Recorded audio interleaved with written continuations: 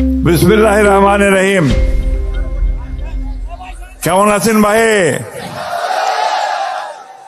বেলা দিন পরে উসিনু ফের তোমার থে আমার দুলু ভাই একটা নতুন একটা পথ দেখাচ্ছে।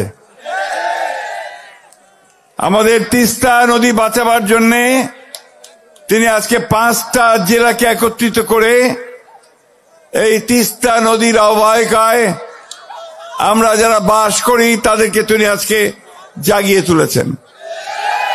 স্লোগান দিয়েছেন কিসের? জাগো বাহে কোনটে সবাই, দুলু ভাই ডাক দিছে আইসো আমরা তিস্তা বাঁচাই।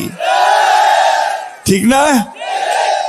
এই যে আন্দোলন শুরু হলো, এই আন্দোলন আমরা শেষ পর্যন্ত নিয়ে যাব।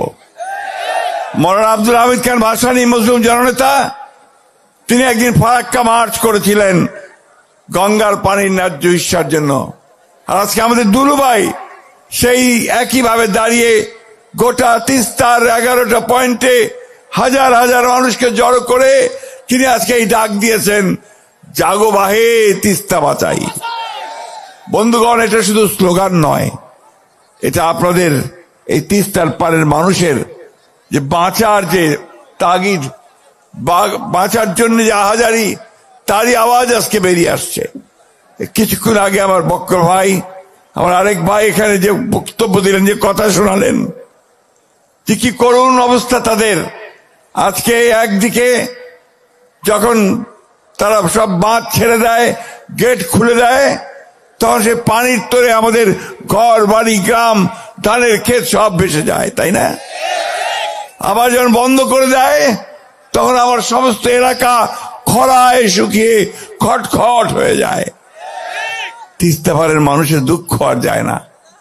আমাদের না বেবি নাজনীন কিছুক্ষণ একটা গান গেয়েছে যে আমাদের সেই তিস্তা পারের সেই মেয়ের গলায় যে কান্না, সে কান্না আজকে সমগ্র বাংলাদেশের। বন্ধুগণ, আজ থেকে বহুদিন আগে থেকে এই তিস্তা পানির ন্যায্য হিস্যার জন্য আমরা কথা বলছি। পাকিস্তান আমলে পাকিস্তানিরা বলেছে, বাংলাদেশ হওয়ার পরে আমরা বলেছি। আওয়ামী লীগের সরকার আসলো, প্রথম দিকে সবাই ভাবলো যে ভারতের বন্ধু আওয়ামী লীগ, সুতরাং তিস্তার পানি বোধহয় এবার পাই যাবে। ঠিক না? লবডঙ্ক 15 বছরে বাংলাদেশ থেকে বেঁচে দিছে, তিস্তার 1 ফোঁটা পানি আনতে পারে নাই।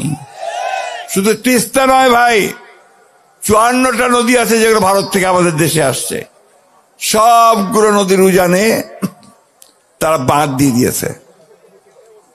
বাঁধ দিয়ে তুলে নিয়ে যায়, পানি তুলে নিয়ে যায়, বিদ্যুৎ উৎপাদন করে, আর আমাদের দেশের মানুষ এখানে ধান ফলাতে পারে না, ফসল ফলাতে পারে না।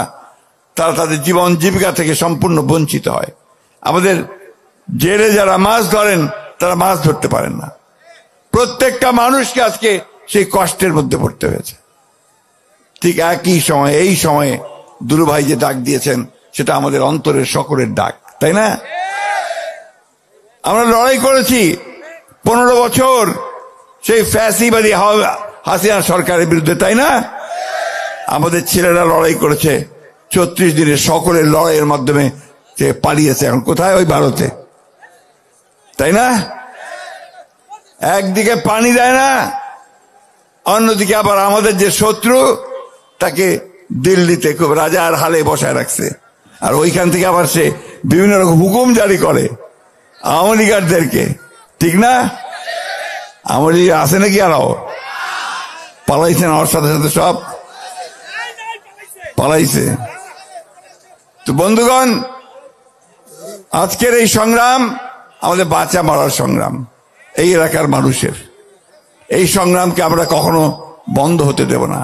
আজকে আমরা এই সরকারকে পরিষ্কার করে বলতে চাই, অন্তর্বর্তীকালীন সরকার, কথায় তো বলেন যে আপনারা নিরপেক্ষ, তো নিরপেক্ষ কিন্তু এই জায়গায় থাকলে চলবে না। এই জায়গায় আপনাকে মুখ খুলতে হবে, ভারতকে বলতে হবে যে আমার পানির ন্যায্য হিস্যা আমি চাই। আর আপনি যেহেতু অন্তর্বর্তীকালীন সরকার, খুব তাড়াতাড়ি নির্বাচনটা দিয়ে জনগণের সরকারের হাতে ক্ষমতা দেন।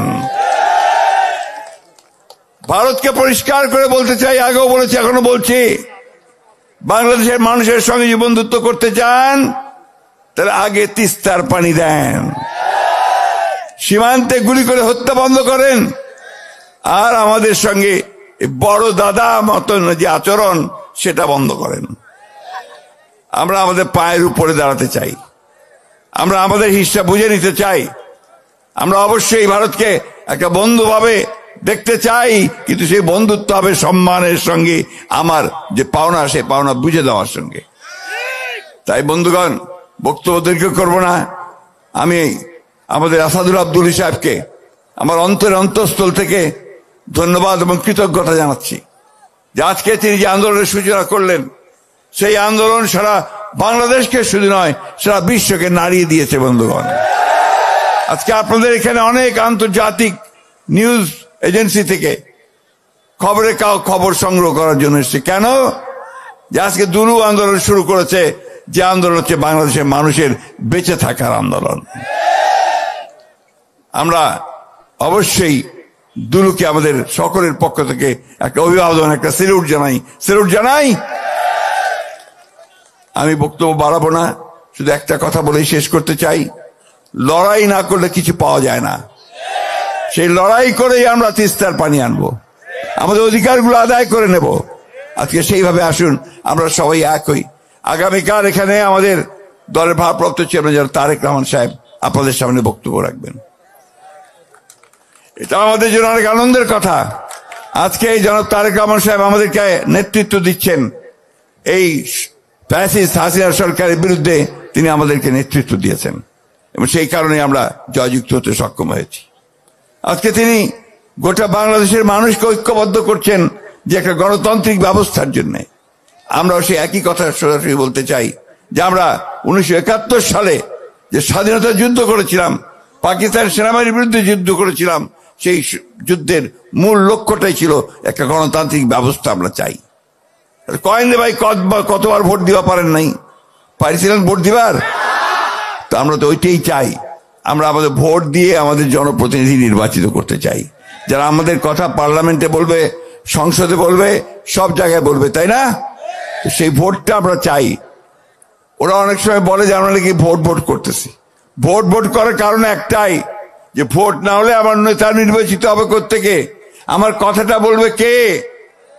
আমার তো প্রতিনিধি চাই, তাই না? সেই জন্যই আমরা নির্বাচনের কথা বলতেছি। আর নির্বাচন দিলে দেশটাতে যে অশান্তি সৃষ্টি হয়েছে সে অশান্তি হবে না, শান্তি আসবে, একটা স্থিতিশীলতা আসবে। তাই বক্তব্য বাড়াবো না বন্ধুগণ। আমি আজকে গতকাল ঠাকুরগাঁতে এসেছি, আজকে সকালে কিন্তু রওনা হয়েছি, এসে বসে আছি আর অভিভূত হয়েছি তিস্তার পাড়ের হাজার হাজার মানুষ আজকে নিজেরা পুটলিতে ডাল বেঁধে চলে এসেছে, তাই না? সব একা একা চলে এসেছে, এখানে কাউকে কিছু বলতে হয় নাই, তার নিজের দাবির জন্য দুলু ভাইয়ের ডাক শুনে আজকে সবাই এসেছে।